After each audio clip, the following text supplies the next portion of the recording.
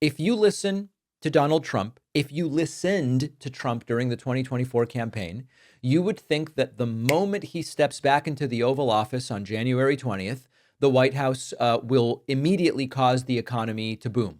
Gas prices would instantly go down. Inflation would be magically gone. Egg prices would go down. Jobs would be the best numbers in history. That is the fantasy that Trump tried to sell us and succeeded in selling to his supporters during the campaign. They ate it up like it was being ladle fed to them. But now reality is setting in. And the early jobs estimate from ADP is 77,000 new jobs versus 140,000 expected. As we already looked at, Larry Kudlow is being told the official jobs numbers tomorrow, Friday, could actually see job losses for the first time in 49 months. And Fox News is scrambling with what to do with it. In comes Maria Bartiromo, one of the biggest brown-nosing cheerleaders of Donald Trump that there is, and she was forced to acknowledge the ADP report is 77,000 jobs versus the 140,000 estimate that we were expecting. And of course, she insists there is one man to blame for this, and it is Joe Biden. The group has been reporting, and we just got the jobs numbers out, Congressman. The ADP number is crossing right now. 77,000 private sector jobs were added to the economy last month. This is the lowest number of jobs added to the economy last month since July. This is the February ADP report. Now, obviously, this is not a result of President Trump's policies, because this is a result of Joe Biden's economy that of course Trump inherited. But how worried should we be that you've got the Atlanta Federal Reserve now expecting a contraction in the first quarter, and as you cut government spending, you're going to actually impact the jobs numbers? You've got the jobs numbers out at the end of the week here for the month of February. What's your take? Yeah, listen, what we're about is this America First agenda, where we're going to be increasing the supply side, increasing production, limiting the imports, because as has been pointed out, we have a $370 billion deficit in exports versus imports. So we're losing the trade game. We need to build more. We need more manufacturing. We need more work being done within the U.S., and that does a number of things. Clearly, it increases jobs, Maria, but clearly it raises creates more taxpayers. It will raise revenue.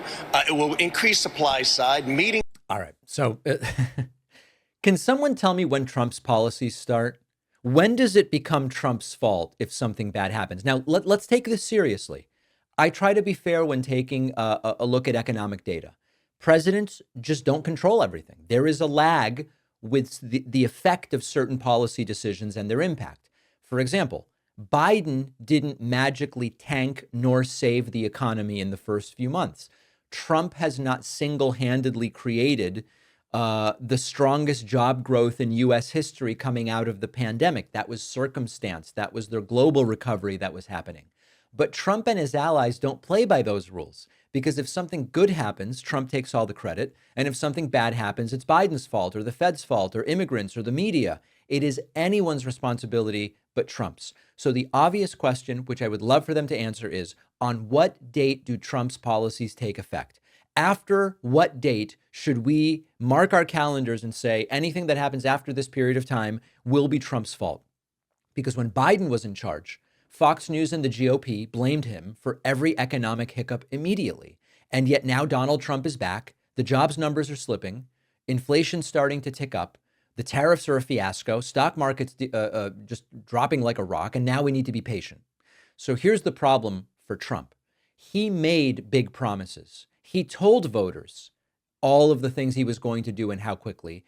And because he did that, we should at least hold him to that standard. We are now seeing the reality. Fixing inflation, stabilizing markets, creating strong, sustainable job growth. You can't just put on a red hat and then it happens. Fox can try to spin it however they want, and they are going to. But at some point, even Trump's most loyal supporters, I hope, will start to wonder. He told us everything would instantly get better. It doesn't seem to have happened.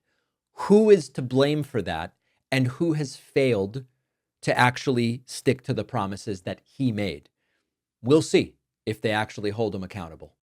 I want to introduce you to an amazing tool that has helped a huge number of people reach their health goals. It is called Lumen, and it's the world's first handheld metabolic coach. It's a device that measures your metabolism through your breath, and on the app, it'll tell you, are you burning fat or carbs, and give you tailored guidance to improve nutrition, workouts, even stress management. Your metabolism is like the engine of your body, how you turn food into fuel. And because your metabolism is at the center of everything your body does, optimal metabolic health can translate to many benefits, including easier weight management and improved energy levels and fitness results. It's a long list. Lumen gives you recommendations to improve metabolic health based on the context of your breath measurement, whether that's first thing in the morning, before and after meals or workouts. And you can get 20% off your Lumen by going to lumen.me/Pacman. The link is in the description.